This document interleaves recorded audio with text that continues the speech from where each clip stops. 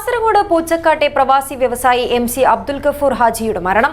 അറസ്റ്റിലായ മന്ത്രവാദിനി ഉൾപ്പെടെയുള്ള 4 പ്രതികളുടെ ജാമ്യാപേക്ഷ പരിഗണിക്കുന്നത് ജില്ലാ കോടതി 20ലേക്ക് മാറ്റി.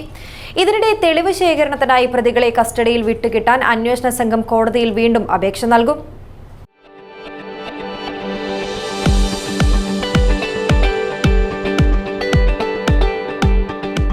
കരുതലിന്റെ കാവൽ ഇനി ഇവിടെ.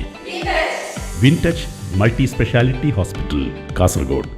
കാസർഗോഡ് പൂച്ചക്കാട്ടെ പ്രവാസി വ്യവസായി MC അബ്ദുൽ ഗഫൂർ ഹാജിയുടെ കൊലപാതകവും 596 പവൻ ആഭരണങ്ങൾ കാണാതാവുകയും ചെയ്ത സംഭവത്തിൽ പ്രതികൾ നൽകിയ ജാമ്യാപേക്ഷ പരിഗണിക്കുന്നത് ജില്ലാ കോടതി 20ലേക്ക് മാറ്റിയതായി പബ്ലിക് പ്രോസിക്യൂട്ടർ P. വേണുഗോപാലൻ അറിയിച്ചു.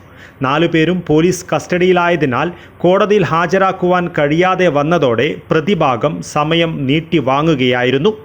ബാര മീത്തൽ മാങ്ങാട് കൂളിക്കുന്ന് അണിഞ്ഞ റോഡ് ബൈത്തുൽ ഫാത്തിമയിൽ PM ഉവൈസ്, ഭാര്യയായ ജിന്നുമ്മയെന്നും മന്ത്രവാദിനിയെന്നും അറിയപ്പെടുന്ന ഷെമീന, മുക്കൂട് ജീലാനി നഗറിലെ താമസക്കാരി പൂച്ചക്കാട് വലിയ പള്ളിക്കടുത്തെ PM അസ്നിഫ, മധൂർ കൊല്യയിലെ ആയിഷ എന്നിവരുടെ ജാമ്യാപേക്ഷ പരിഗണിക്കുന്നതാണ് കോടതി 20ലേക്ക് മാറ്റിയത്.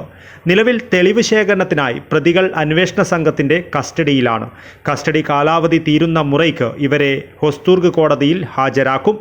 കൊച്ചി, കോഴിക്കോട്, മലപ്പുറം എന്നിവിടങ്ങളിൽ പ്രതികളെ എത്തിച്ച് തെളിവെടുക്കാനുള്ളതിനാൽ കോടതിയിൽ ഹാജരാക്കിയ ശേഷം വീണ്ടും പ്രതികളെ പോലീസ് കസ്റ്റഡിയിൽ വിട്ടുകിട്ടുവാൻ അപേക്ഷ നൽകുമെന്ന് കേസ് അന്വേഷണത്തിന് നേതൃത്വം നൽകുന്ന DCRB DYSP KJ ജോൺസൺ പറഞ്ഞു.